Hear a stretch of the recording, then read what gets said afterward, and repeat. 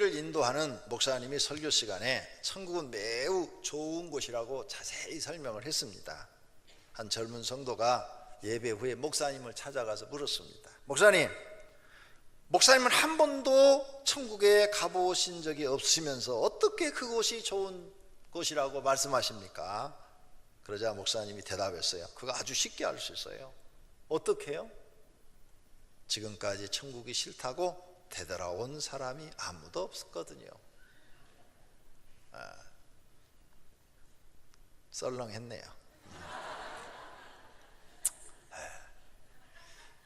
오늘 저녁은 부흥회를 합니다. 우리 교회가 부흥회를 하는데 외부 강사를 초청한 지가 꽤 오래됐습니다. 그냥 제가 매년 한 차례씩 이렇게 해왔는데 이번에는 좀 새로운 목사님을 좀 모셔보려고 또 유명한 목사님을 모셔보려고 제가 막 섭외를 좀 해봤는데 다 이렇게 1년, 2년씩 막 예약이 돼 있어가지고 모셔올 수가 없더라고요. 그래서 목회 성실하게 잘하시는 목사님, 2,000명 이상 목회를 하고 계시는 그런 목사님을 부탁을 드렸더니 다행히 이분은 전문 부흥사가 아니기 때문에 목회자이기 때문에 시간이 낼 수 있다고 그래서 모셔오게 됐습니다. 오늘 붙어있는 이 부흥성회에 은혜를 사모하는 사람은 기회는 이때다 라고 생각하며 열심히 참석하여 은혜를 받을 줄로 믿습니다. 그러나 하나님께 은혜 받는데 관심이 없는 사람들은 참석하지 않을 것입니다. 그렇죠? 예수님이 하신 말씀이 생각이 납니다. 우리가 너희를 향하여 피리를 불어도 너희가 춤추지 않고 우리가 슬피 울어도 너희가 가슴을 치지 아니하였다 함과 같도다. 이 말씀의 뜻을 여러분이 묵상해 보셔야 됩니다. 마음이 강팍해져서 피리를 불어도 춤추지 않고 울어도 가슴을 치지 않는 이런 시대가 있다는 거죠. 이런 강팍한 마음들이 있다는 거예요. 하나님의 은혜를 사모하지 않고 가슴을 치지 않고 이런 시대가 있다는 거예요. 그러므로 현재 우리가 살고 있는 이 시대가 바로 사는 게 너무 바빠서 강팍한 시대라고 말할 수 있습니다. 모든 사람이 다른 사람과 비교하여 못 산다고 생각하고 더 잘 살아 보려고 애쓰는 것을 볼 수 있습니다. 우리나라 사람 월세집에 가도 냉장고, TV는 다 있어요. 그리고 월세집에도 웬만한 집은 자가용 한 대씩은 다 굴러요. 그런데 후진국 가면은 TV도 없고 냉장고도 없어요. 그 다음에 집안에 장롱 뭐 이런 거 다 있잖아요. 없어요. 그런 것도 제가 후진국 선교지에 가서 보니까 없어요. 밥도 하루에 3끼 먹지 못하고 한 끼 먹는 나라도 있고 2끼 먹는 나라도 있고, 한두 명이 그런 게 아니라 많은 백성, 그 나라의 백성의 80, 90%가 그렇게 살고 있더라고요. 냉장고 여러분 집에 다 있을 거예요. 에어컨도 다 있고, 우리나라 조선왕조 임금님도 냉장고가 없었고 TV도 없었고, 임금님도 없는 걸 여러분은 지금 다 갖고 계시고, 임금님도 못 드시는 걸 여러분 음식을 다 잡수고 계셔요. 그런데 가난하다고 말을 해요. 옛날 임금님도 겨울철에 딸기 못 먹었어요. 근데 여러분 겨울철에 딸기 잡수시잖아요. 계절에 관계없이 과일 다 드시잖아요. 임금님 그렇게 못했어요. 그런데도 가난하다고 그래요. 왜 그럴까요? 상대적으로 비교하기 때문에 그래요. 잘 사는 사람을 보고 나를 보기 때문에 가난해 보이는 거죠. 근데 나보다 더 가난한 사람을 보면 내가 그래도 괜찮은 거예요. 하루 3끼 먹고 있는 게 괜찮은 거예요. 그래서 기회만 된다면 여러분들을 모시고 선교여행을 한 번씩 가면 돼요. 단기 선교여행을 가서 그 하루에 한 끼 먹는 사람들을 보면은 불만 불평이 다 사라져요. 과거에는 그렇게 했어요. 우리 교회 성도님들 모시고 선교지에 이렇게 갔다 왔는데, 갔다 와서는 한 1년 정도는 불만 불평이 없더라고요. 1년 지나니까 다시 또 돌아가더라고요. 1년 만에 한 번씩 가야 돼요. 나보다 못 사는 사람을 보면 지금 현재 환경도 감사한 거예요. 우린 너무 많은 비교를 하고 있는 것이죠. 그래서 항상 바쁘고 정신없고 하나님의 은혜를 삼아야 되는데 마음은 있어도 시간이 없고 이렇게 되는 겁니다. 오늘 본문은 로마의 백부장으로 살면서 세상 성공보다 영적 관심이 더 많은 사람의 이야기입니다.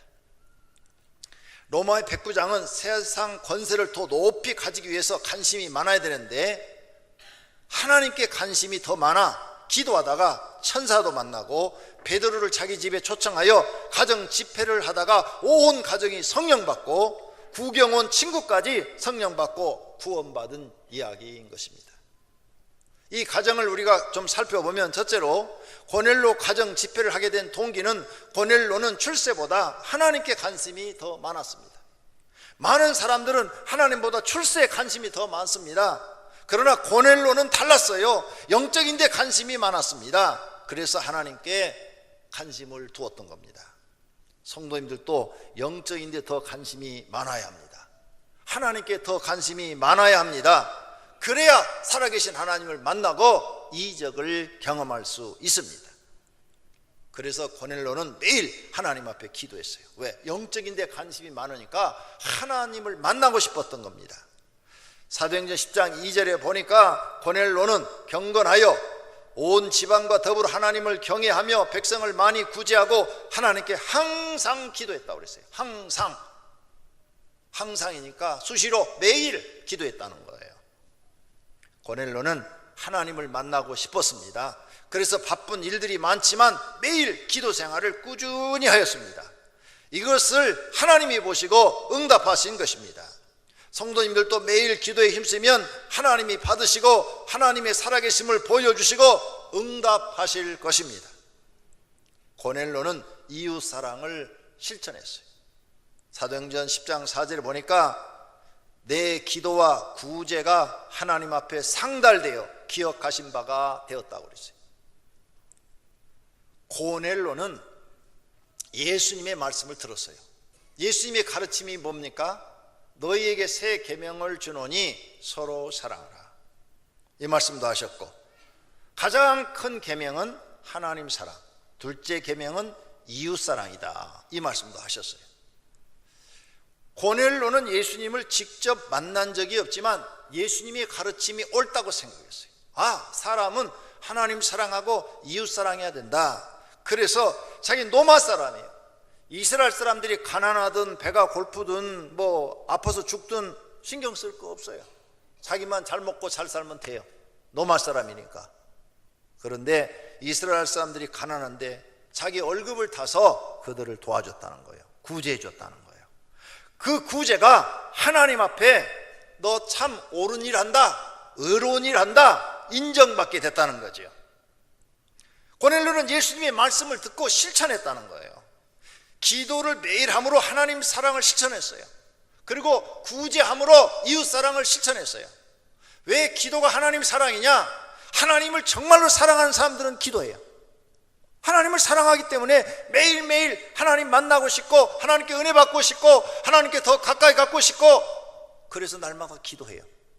하나님 사랑하는 사람이 기도하는 사람은 없어요.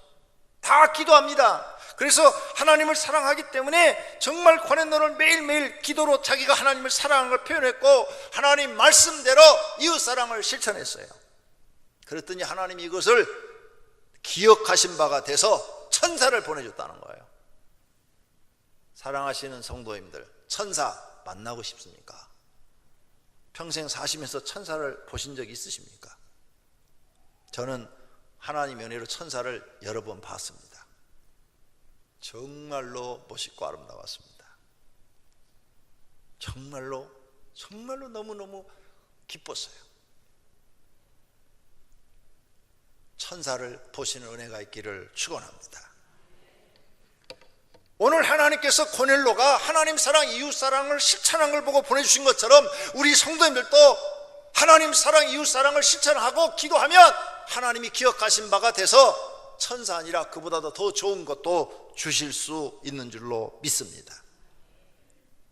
사도행전 10장 7절에 마침 말하던 천사가 떠나매 고넬로가 집안 하인 둘과 부하 가운데 경건한 사람 하나를 불러가지고, 야, 천사가 나타나서 나한테 말을 했는데 요바에 가면 하나님의 종 베드로가 있단다. 그 베드로를 우리 집으로 초청해서 말씀을 들으란다. 그러니까 너희는 가라 해서 세 사람을 요바로 보냅니다. 천사의 말을 듣고 고넬로는 그것이 하나님의 뜻이라고 생각하고 자기 종들을 보내서 베드로를 초청합니다. 우리가 바로 이렇게 하나님의 말씀을 들으면 즉시 순종해야 돼요. 가거나 지금이나 천사를 본다는 것은 영적인 축복입니다. 고넬로는 하나님께 인정받아 영적인 복을 받는 것입니다. 성도님들도 하나님 사랑과 이웃 사랑을 실천하면 하나님이 인정하시고 복을 주실 줄로 믿습니다. 두 번째로 가정 집회를 하기 전 고넬로가 준비한 것을 우리가 살펴볼 수 있습니다. 마침 말하던 천사가 떠나매 고넬로가 집안 하인 둘과 부하 가운데 경건한 사람 불러서 그대로 했다는 거예요. 천사는 베드로를 초청하여 집회를 하라는 명령을 하였고 고넬로는 베드로를 초청하라고 사람을 요바로 보냈습니다. 고넬로는 말씀을 듣자마자 즉시 순종하는 신앙을 가졌습니다. 새벽 예배 때 여러분에게 말씀드렸어요. 하나님의 뜻이 무엇인 줄 아느냐? 우리에게 향하신 하나님 뜻이 첫째가 하나님 말씀을 들으면 즉시 순종하는 것이다. 이것이 나를 향한 하나님의 첫 번째 뜻이다 가르쳐 드렸어요. 지금은 고넬로는 즉시 순종하는 거예요. 그랬더니 고넬로의 가족과 친구들까지 다 성령 충만을 받고 구원받게 된 것입니다. 또 베드로가 오기 전에 그는 준비를 합니다. 친척과 친구들을 초청하여 모아놓았어요. 이튿날 가이사랴에 들어가니 고넬로가 그의 친척과 가까운 친구들을 모아 기다렸다 그랬어요. 고넬로는 자기 혼자만 베드로를 만나가지고 어떻게 하려는 게 아니라 자기 친척들까지 다 불렀어요. 그러니 가족은 당연히 왔겠지요. 또 친구들까지 다 불렀어요. 가까운 친구가 로마 사람들이 더 많겠지요. 다 불렀다고 그랬어요. 여러분, 은혜 받는 데는 나만 가는 것이 아니라 주변의 친구들, 이웃들, 또 친척들 다 불러서 함께 은혜를 받고 하나님을 만나고 구원받고 복받는 사람이 되도록 힘써야 될 줄로 믿습니다. 그렇게 준비해야 될 줄로 믿습니다. 이번 부흥회도 혼자만 오지 마시고 고넬로처럼 사람들을 다 모시고 나오시기를 바랍니다. 그 다음에 고넬로는 뭘 준비했느냐? 고넬라가 자를 죽이고 베드로 앞에 엎드렸어요. 사도행전 10장 25절입니다. 마침 베드로가 들어올 때 고넬로가 맞아 발 앞에 엎드려 절하니 그랬어요. 은혜를 받으려면 고넬로처럼 자아를 죽이는 것이 절대적으로 필요합니다. 우리나라로 설명하겠습니다. 고넬로는 일제시대 때 일본 군대의 중대장과 같은 위치입니다. 중대장. 100명을 거느릴 수 있는 백부장이니까 100명의 군인을 거느리는 백부장이에요. 이 싸움을 해서 사람을 죽이는 일을 하고 있는 그런 일본 군인의 중대장과 같은 사람이에요. 그 다음에 베드로는 어떤 사람이냐? 한국의 시골에서 어부예요. 어부인데 이제 나이가 많아서 늙었어. 할아버지야, 할아버지. 하얀 할아버지요. 그러면 일본 군대 중대장이 딱 나타나면 한국의 어부 할아버지는 그 사람이 무릎을 꿇고 와, 백부장님 오셨습니까? 이렇게 모셔야 돼요. 그런데 백부장은 자기의 그런 권세와 위치를 찾으려고 하는 것이 아니라 반대로 하나님을 잘 섬기는 베드로가 오자 무릎을 탁 꿇고 그 앞에 엎드려 절을 했다고 성경에 써놨어요. 이런 자세가 나오려면 어떻게 해야 돼요? 자기를 깨 부수기 전에는 불가능해요. 자아를 죽이기 전에는 불가능해요. 내가 깨지고 부서지기 전에는 이런 자세가 나올 수가 없어요. 베드로는 지금 자기 집에 고넬로는 자기 집에 베드로를 초청해서 지금 말씀을 듣기 전에 자기가 완전히 부서지고 깨져 있다는 것을 베드로에게 보인 거예요. 그래서 하나님은 이 고넬로를 인정하시고 그 가정을 축복하기 위해서 예수님의 수제자인 베드로를 천사를 보내서 보내는 거예요. 그 정도로 마음의 자세가 됐다는 거예요. 우리가 하나님께 은혜를 받으려면, 교회에 나와서 은혜를 받으려면 나 자아를 죽여야 되는 거예요. 자아를 죽이지 못하는 사람은 절대로 은혜를 받지 못합니다. 고넬료처럼 자신의 지위를 내려놓고 하나님의 은혜를 사모해야 합니다. 또 권세도 내려놓아야 합니다. 자존심도 내려놓아야 합니다. 그리고 자신을 낮추어서 하나님의 종을 높이 받들어야 합니다. 이런 겸손한 사람이 하나님을 잘 믿고 은혜도 많이 받는 줄로 믿습니다. 이런 분들이 많은 은혜를 경험하고 기적을 경험하고 하나님 살아계시다고 말하고 복받는 것입니다. 우린 예수님의 가르침을 기억하셔야 됩니다. 이쪽, 여러분이 앉은 쪽에서 오른쪽 크게 읽겠습니다. 누구든지 따르거든 자기를 부인하고 십자가를 지고 나를 따를 것이라. 이 말씀은 마태복음, 마가복음, 누가복음에 다 있어요. 예수님이 제자를 삼을 때 첫 번째가 너 나를 따라올라? 내 제자가 될래? 너 부인해라, 이 말이에요. 너 부인하라. 너 부인하지 않으면 나는 너에게 가르쳐 줄 게 없다. 우리 교회 부목사님들 들어오면 제가 하는 얘기가 있어요. 지금까지 신학교에서 배운 것, 다른 교회에서 배운 것 다 내려놔라. 그건 나중에 당신네들이 개인 목회할 때 써라.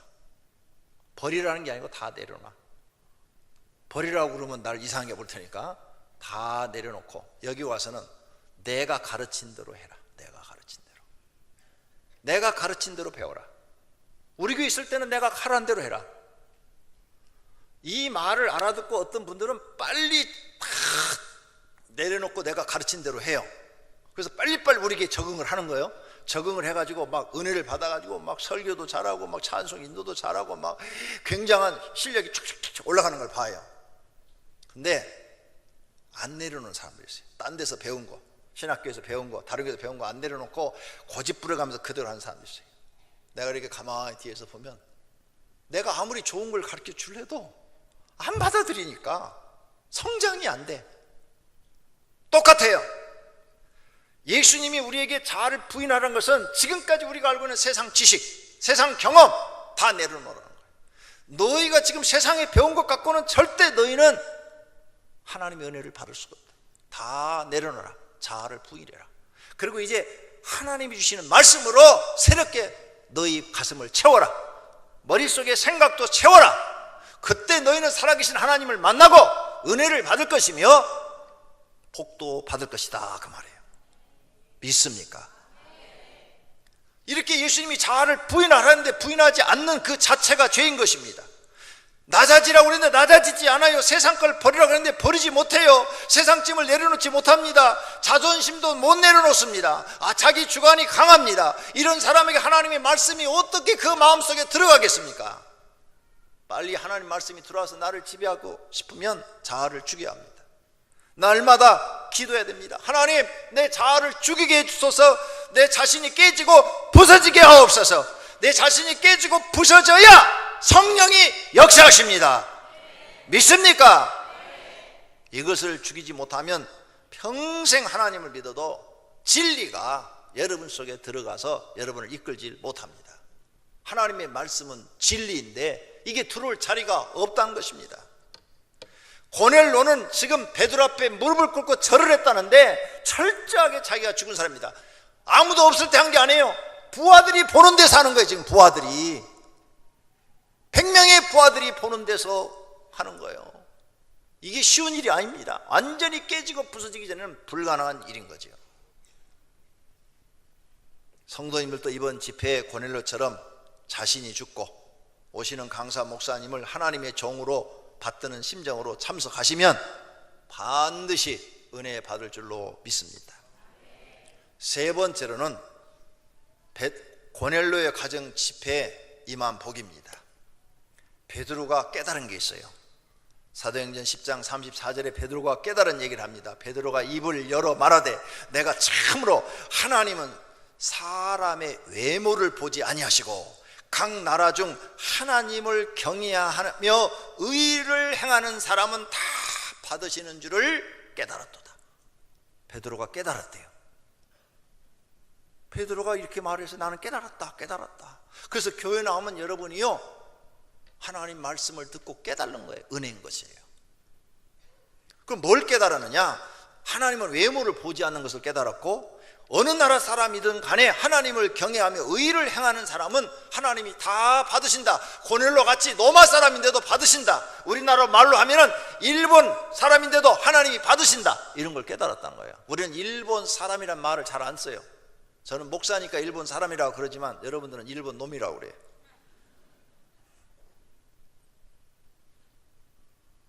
그러잖아요. 근데 일본 사람이 뭐가 잘 된다 그러면 우리는 배가 아파요. 나도 배가 아파요. 네. 왜?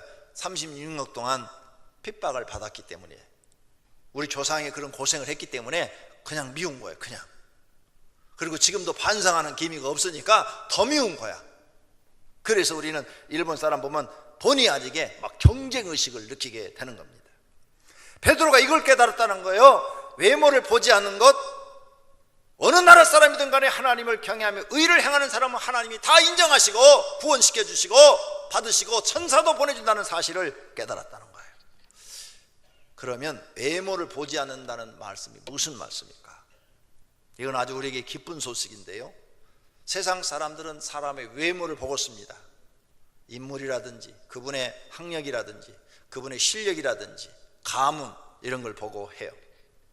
그러나 하나님은 외모를 보시지 않으시니 우리에겐 기쁜 일이요, 좋은 일입니다. 그 사람이 잘생겼는가 못생겼는가, 키가 큰가 적은가, 학벌이 좋은가 나쁜가, 가문이 좋은가 나쁜가, 권세가 높은가 낮은가, 부자인가 가난한가, 이런 것들을 보지 않는다는 것입니다. 그러니 우리 하나님이 얼마나 좋으신 분이고 공의로우신 분이십니까? 여기서 우리는 크게 하나님께 감사해야 돼요. 외모도 못생겼고 키도 적고 학벌도 없고 가문도 없고 권세도 없고 가난한데 구원해 주시고 교회에서 직분도 주시고, 또 하나님께서 교회에서 여러 가지 직책을 주고, 어떤 분은 권사, 어떤 분은 안수집사, 어떤 분은 장로로 하나님이 써주시고, 세상에 나가서 내놓으면은 아무것도 내놓을 것 없고 세상 사람들로부터는 천대받을 수밖에 없는 위치에 있는데도 하나님께서 높여서 귀한 직책을 주어 써주시니, 그 은혜를 입었으니 목숨이라도 하나님께 드려서 그 은혜를 갚아야 될 줄로 믿습니다. 누가 우리를 그렇게 인정해 주겠습니까? 세상 사람들은 외모를 보고 판단하고 없으면 무시하고 천대하는데, 교회 나왔더니 그런 거 하나도 안 보고 하나님이 나를 높여주셨단 말이에요. 그러면 여러분은 그 은혜를 깨달는다면 여러분 목숨을 드려도 아깝지 않습니다. 그래서 베드로가 자기는 어부인데 나 같은 걸 하나님이 종으로 삼아주시고 예수님의 수제자가 되게 해주셨으니 내가 어찌 이렇게 편안하게 죽을 수 있느냐, 예수님처럼 올바로 십자가 지고 죽을 수 있느냐, 나를 거꾸로 매달아라, 나는 거꾸로 매달려 십자가에 죽겠다 하고 순교했다고 그러지 않습니까?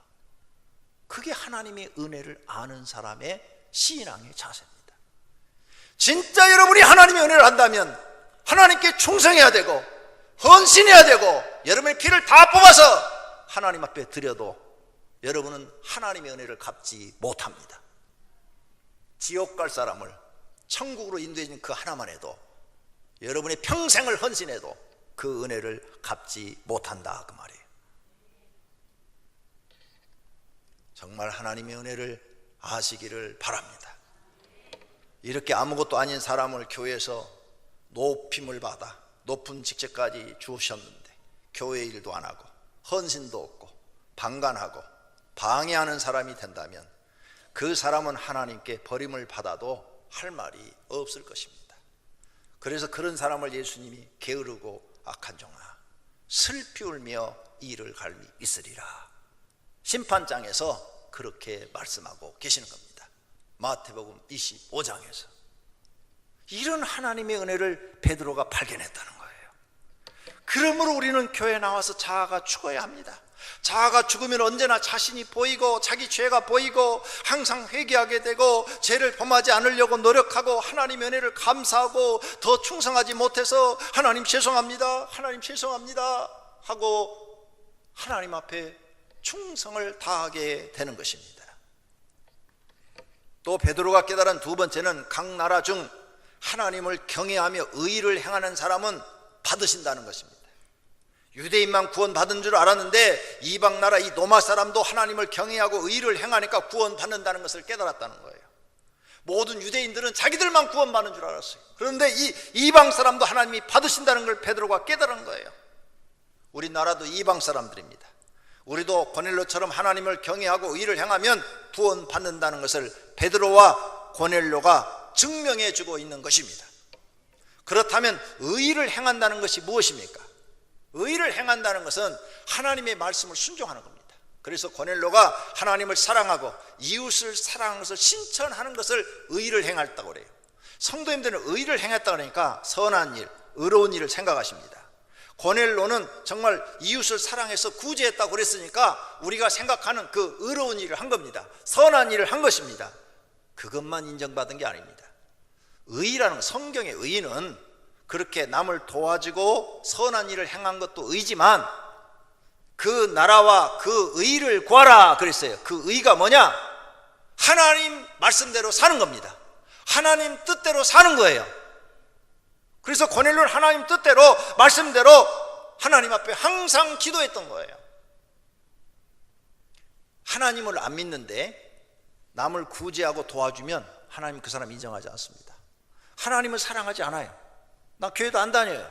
그런데 고아원을 세우고 양로원을 세우고 해서 많이 도와줘서 자기 전 재산을 다 팔아줬어요. 구원 못 받아요.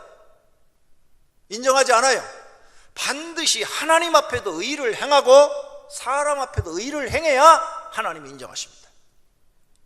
그래서 지금 베드로가 그걸 느꼈다는 거예요. 아, 이 고넬료가 정말 하나님을 사랑하는구나. 보통으로 사랑하는 게 아니다. 유대인보다도 더 사랑하는구나. 그 의를 알게 돼요. 그리고 예수님의 가르침대로 불쌍한 사람을 돕고 있다는 것을 보게 된 거예요. 즉 하나님 사랑과 이웃 사랑을 실천했다는 거예요. 성도님들도 의를 행하시기를 바랍니다. 하나님을 사랑하고 이웃을 사랑하시기를 바랍니다. 그러면 고넬료처럼 응답도 받고 천사도 만나고 복도 받게 될 줄로 믿습니다. 베드로가 이제 고넬료 집에 와서 설교를 합니다. 근데 그 내용을 10장을 다 읽어보니까 천국 복음, 예수님이 전한 천국 복음을 전하고 성령의 역사를 전하고 예수님이 마귀에게 눌린 사람들을 고쳐주고 마귀를 내쫓아주고 병자들을 치료했던 내용과 예수님이 십자가 지고 죽었다가 사흘 만에 부활하셔서 자기들과 음식을 잡수시고 승천한 내용을 전합니다. 이러면서 베드로가 그들에게 말하기를 너희가 이방 사람이라 할지라도 이제 이런 예수 그리스도를 너희 구주로 영접하고 믿는다면 너희는 죄사함을 받는다 말을 해요. 그래서 사도행전 10장 43절에 베드로가 그에 대하여 모든 선지자도 증언하되 그를 믿는 사람들이 다 그의 이름을 힘입어 죄사함을 받는다. 예수님의 이름을 힘입어 죄사함을 받는다라고 앉아있는 사람들한테 설교를 합니다. 그랬더니 그 앉아있는 고넬료 가정에 모인 친척과 친구들이 하나님 앞에 하나님 죄를 용서해달라고 회개 기도를 했겠죠. 그랬더니 성령이 그들에게 충만하게 임하여 오순절 마가의 다락방에 성령이 임한 것처럼 고넬료 가정에도 임했다는 거예요. 믿습니까? 그래서 베드로가 이 말을 할 때 성령이 말씀 듣는 모든 사람에게 내려오시니 베드로와 함께 온 할례 받은 신자들이 이방인들에게도 성령 부어주심으로 말미암아 놀랬다고 그랬어요. 누구든지 받을 수 있습니다. 성령 충만은 사모하는 사람에게 임합니다. 또 순종하는 사람에게 임합니다. 고넬료는 하나님의 은혜를 사모했는데 응답을 받았습니다. 친척과 친구들은 고넬료의 말에 순종을 했는데 성령을 받았습니다. 하나님은 사모하는 사람과 하나님께 순종하는 사람에게는 은혜를 주시고 복을 주시는 줄로 믿습니다. 이번 부흥에 모두 참석하시어 복을 받으시기를 바랍니다.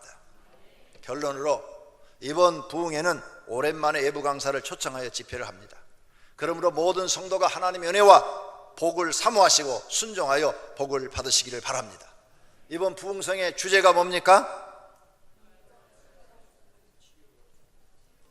이번 부흥성의 주제가 뭐예요? 네, 치유와 축복. 앞에 써져 있는데도 안 보이시죠? 네. 조신이라고 안 보이시는 건지, 아니면 설교를 너무 그냥 집중해서 듣다 보니까 안 보이신 건지, 좋은 쪽으로 생각하겠습니다. 자, 치유, 내 영적인 치유를 받아야 돼요. 그리고 복도 받으셔야 돼. 할렐루야. 이 두 가지를 다 이번에 받으시기를 축원합니다. 부흥강사 목사님이 우리 부목사님들한테 전화했다 그래요. 아, 그 교회 이번에 부흥 집회 하는데 뭐 이번에 왜 하는 거예요? 뭐 무슨 일이 있는 거예요? 뭐 무슨 문제가 있는 거 아니에요? 뭐 그래서 우리 김승근 목사님이 전화를 받아가지고, 아니요, 우리 교회 아무 문제 없어요. 그냥 31주년 기념 부흥 집회를 하고 있습니다. 이렇게 얘기했다 그래요. 그래서 제가 이제 인사차 또 전화를 드렸어요, 목요일 날. 그랬더니, 아, 목사님 무슨 설교를 가서 해야 됩니까? 하고 물어보시더라고요. 그래서 제가 그랬어요.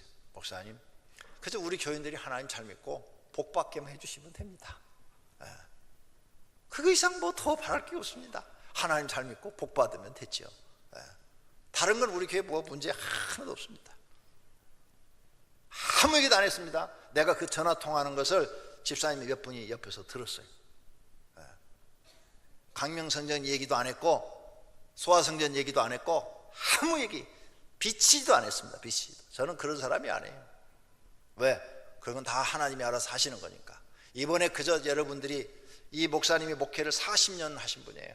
40년 하신 그 목회의 노하우를 우리한테 다 쏟아놓고, 그러죠? 우리는 은혜 받고 복 받으면 될 줄로 믿습니다. 특별 새벽기도 중에 함으로 성도들이 기도를 많이 준비하였다면 큰 은혜가 임할 줄로 믿습니다. 고넬로 가정에 성령 충만에 임한 것처럼 우리 교회에 임하실 줄로 믿습니다.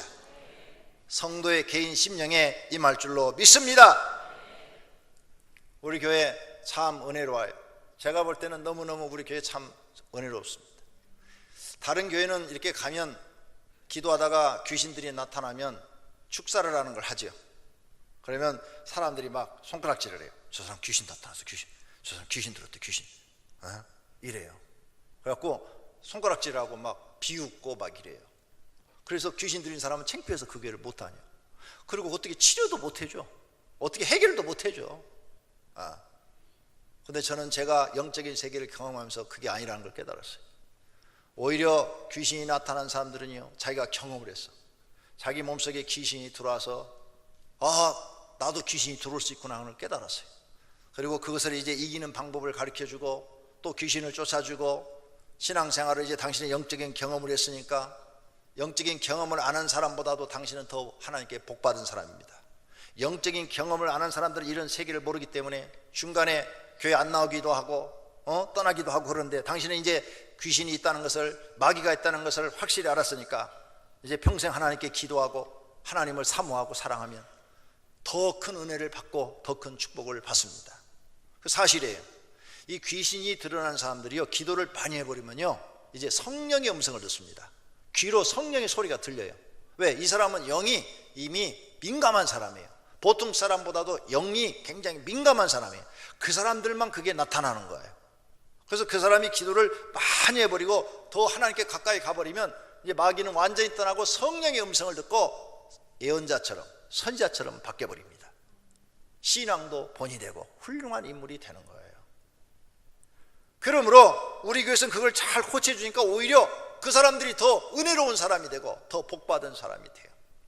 이번에도 강명 성전을 살리자고 그러는데, 우리 교회는 그렇게 귀신이 드러난 사람이 수십 명입니다. 수십 명. 지금 이 자리에 수십 명이 그런 경험을 해서 앉아 있어요. 그리고 그들이 다 치유를 받고 하나님을 잘 믿습니다. 이번에도 보니까 그런 경험을 하신 분들이 1,000만 원도 가지고 500만 원도 가지고 이렇게 가져왔어요. 가져와서 강명 성전을 살리는 데 써주십시오. 지난주는 어떤 분이 5,000만 원을 가져왔어요. 이것도 적습니다. 그런데 하나님이 우리 가정에 주신 은혜, 하나님 살아계신 것, 이것들 내가 드리고 싶었는데 이것도 내가 대출을 받아서 하나님께 드립니다 하면서 가져와서 제가 얼마나 감동을 받았는지 몰라요. 영적인 경험을 고넬로가 했어요. 고넬료는 평생 죽을 때까지 하나님을 떠나 살 수가 없어요. 왜? 로마의 백부장이지만 이스라엘 사람이 아니에요. 이런 영적인 경험을 했는데 하나님 떠나 살 수가 있어요? 없어요. 근데 이런 영적인 경험을 안 한 사람들은 중간에 시험 들어서 교회 안 나오는 사람이 많아요. 교회를 아예 안 다녀. 그리고 교회를 비난해. 배교자가 돼갖고 교회를 욕하고 다녀.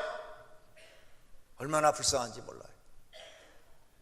사랑하시는 성도님들, 영적인 사람들이 되시기를 바랍니다. 영적인 경험이 있기를 바랍니다. 이번 집회에 영적인 경험을 많이 하는 복이 고넬료처럼 임하시기를 축원합니다. 성도들의 가정 식구들에게 성령 충만하기를 예수님의 이름으로 축원합니다. 말씀을 듣고 마음에 결단을 기도합니다. 하나님, 나도 고넬료처럼 영적인 사람이 되게 해주시옵소서. 하나님 사랑하고 이웃 사랑을 실천하게 해주시고 자아가 깨지게 하시고 우리 가정에 이번 부흥성에 성령 충만한 사건이 일어나게 하옵소서. 간절히 결단의 기도하시겠습니다. 하나님 아버지, 오늘 말씀을 듣고 우리가 지금 깨달은 것 그대로 실천하게 하옵소서. 고넬료 가정처럼 영적인 사람이 되게 하소서. 고넬료 가정처럼 하나님 사랑, 이웃 사랑을 실천하게 하시고 고넬료처럼 하나님의 은혜를 받게 하소서. 하나님, 우리 가정이 고넬료처럼 은혜 받게 하소서. 우리 가정 모든 식구가 성령 충만받고 하나님 살아계심을 경험하고 구원받고 하나님 주신 은혜와 복으로 살게 하옵소서. 이번 부흥 집회는 나를 위한 집회가 되게 하소서. 하나님, 기도로 준비하고 사모하는 마음으로 나와서 놀라운 영적 경험을 하고 하나님 살아계신 것을 느끼고 영혼이 치유받고 그리고 복받는 집회가 되게 하옵소서. 예수님의 이름으로 기도드립니다. 아멘.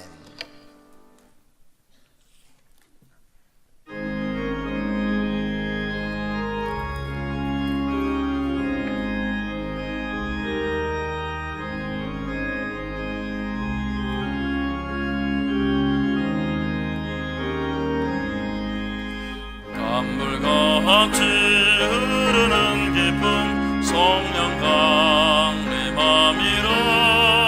정결한 맘 영원하도록 주의 곡처 되겠네. 주님 주시는 참된 평화가 내 맘속에 넘치네. 주의 말씀에 거센 풍랑도 잠잠하게 되도다. 나의 생명 소승케 됨은 성령이 임하심이라. 모든 의심 슬픔 사라져 주의 평강 넘치네. 주님 주시는 참된 평화가 내 맘속에 넘치네. 말씀에 거센 풍랑도 잠잠하게 되도다. 하늘에서 담비 내리고 햇빛 찬란함같이 우리 마음에 성령이 임하리. 주님 보내심이라. 주님 주시는 참된 평화가 내 맘속에 넘치네. 주의 말씀에 거센 풍랑도 잠잠하게 되도다. 생명실에 넘쳐 흘러서 마른 광야 적시리. 그의 열매 무르익어서 주수를 기다리네. 참된 평화가 내 맘속에 넘치네. 주의 말씀에 거센 풍랑도 잠잠하게 되도다. 놀라우신 주의 은혜로 그의 얼굴 뵙겠네. 평화로운 안식처에서 영원토록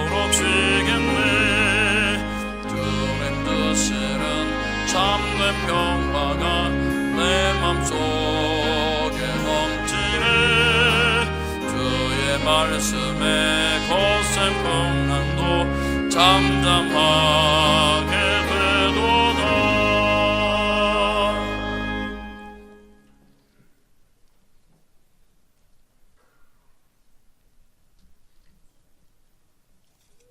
하나님 아버지, 오늘 믿음으로 예물을 드렸습니다. 우리 하나님 받으시옵고 하늘의 창고에 쌓아 놓겠다고 말씀하셨사오니 그 말씀대로 될 줄로 믿습니다. 하나님, 오늘 주님 앞에 드려진 주일헌금 11조, 또 강명 성전을 위한 건축 헌금, 하나님 그 외에 선교헌금, 또 여러 가지 제물로 드려진 모든 헌금 우리 하나님 받으신 줄로 믿습니다. 성경에 언약한 대로 축복하시고 특별히 강명 성전을 위해 드리는 그 마음을 받으시고 그들의 가정에 100배의 복을 주시고 하는 사업과 직장에 복을 주셔서 하나님이 살아계신 것을 영적으로 경험할 수 있도록 고넬로 가정처럼 축복해 주시옵소서. 예수님의 이름으로 기도드립니다. 아멘. 성구 암송 시간입니다. 주보 1페이지 하단에 있습니다. 무릇 하나님께로부터 난 자마다 세상을 이기느니라. 세상을 이기는 승리는 이것이니 우리의 믿음이니라. 요한일서 5장 4절 말씀. 아멘. 다 같이 일어나셔서 주기도문송 드리시겠습니다.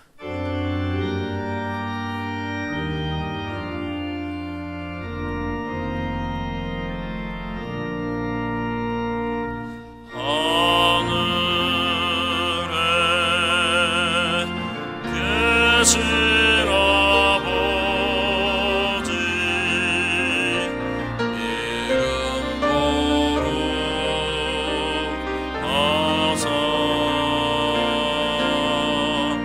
주님 나라 임하시고 뜻이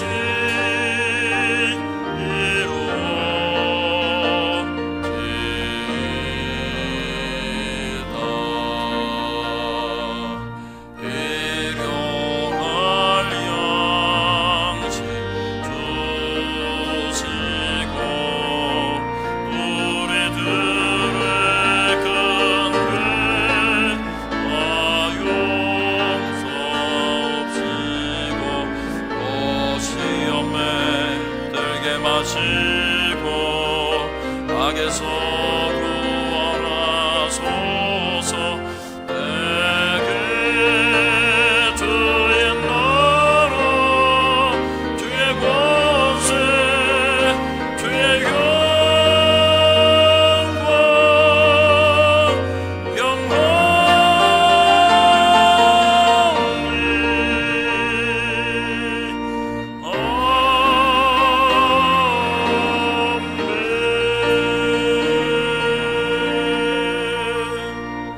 오늘도 우리 하나님을 사랑하는 마음으로 믿음으로 예배를 드린 사랑하는 권속들과 그 가정에 있는 식구들과 다니는 직장과 경영하는 사업장 위 이제로부터 영원토록 우리 주 예수 그리스도의 은혜와 하나님의 사랑하심과 성령님의 교통하심과 복주심이 있을지어다.